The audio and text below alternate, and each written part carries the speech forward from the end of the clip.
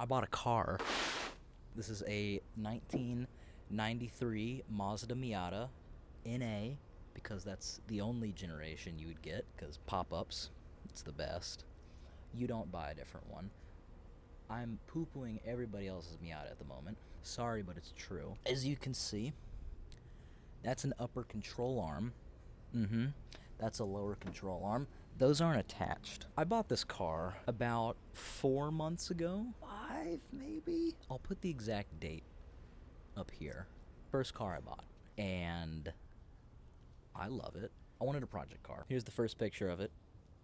This is a badass little car. You know, maybe 90 to 100 horsepower to the wheel. Not a lot, but it's fun. I'm rambling on why it's great. I'm working on it. I want to make videos with my dad. He helps out a lot. He's a carpenter.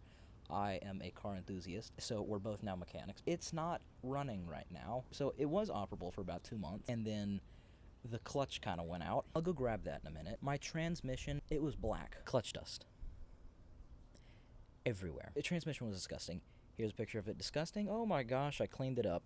Clutch is smooth. Clutches are not supposed to be smooth. It was smooth. And my flywheel and pressure plate are heat warped. Like, they have blue marks on them from heat warping it. The clutch, I don't think, had ever been replaced. I took it to a transmission shop. I was like, hey, can you replace this for me? They were like, yeah, we can do that. It's gonna be $1,100. I didn't want to spend $1,100. I replaced the clutch. I even took out my oil pan, which is why my subframe was kind of not on.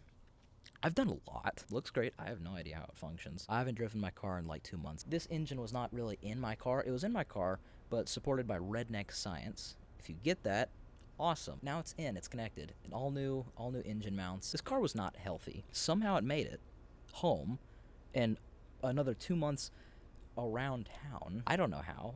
But when the clutch went out, I barely got home. Now it's here. It'll be running in like a month, I'm sure. A train. I bought coilovers. Those should be here soon. VMAX Stage 1 coilovers. I can raise and lower them. I don't really care for that. Oil pan. I took that off.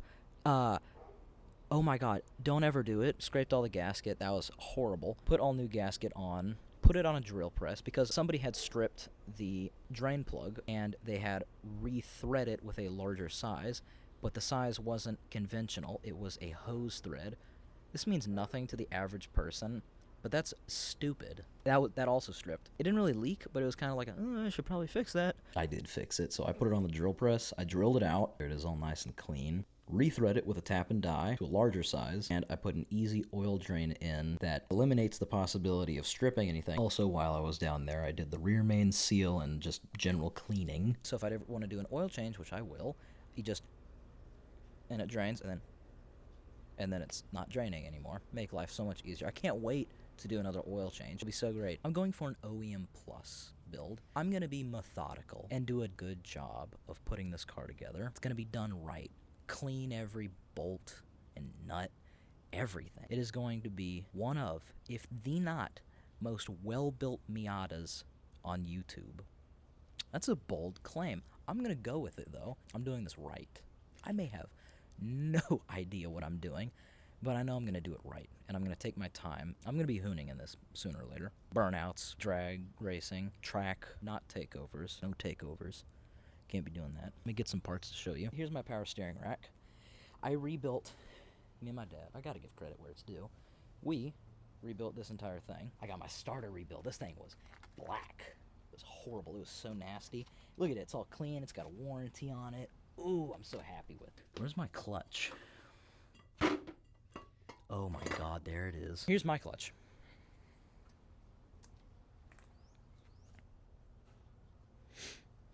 That's smooth.